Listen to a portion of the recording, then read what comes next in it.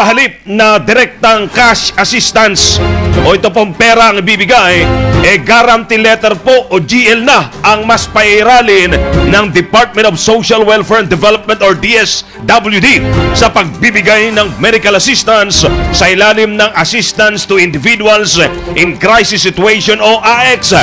Layunin nito matiyak na ang tulong ng gobyerno ay direktang mapupunta sa pagbili ng gamot, pagpapagamot o pagbabayad ng hospital bill ng benepisyaryo.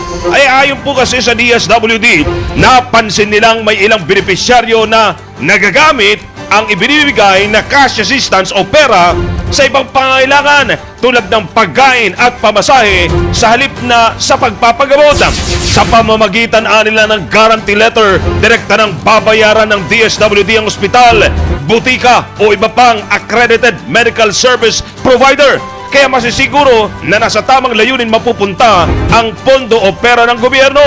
Sinabi rin ng ahensya na makakatulong ang bagong sistema upang mabawasan ang mga panloloko at paggamit ng pekeng resibo, pekeng klinika at iba pang mga mapanlinlang na paraan ng pagkuha ng ayuda na ginagamit ng mga scammer.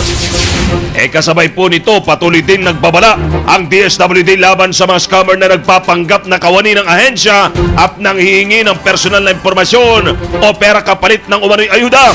Nilinaw naman ng DSWD na maaari pa rin humiling ng cash assistance ang benepisyaryo kung kinakailangan. Ngunit mas prioridad na ng ahensya ang paggamit ng guarantee letter para sa mga medical assistance request.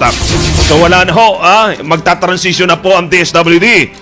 Hindi na po pwede yung pera ang ibigay o cash, kundi guarantee letter papel na may nakasulat na ginagarantiyan ng DSWD ang pagbabayad ng gamot, medical hospital or whatsoever.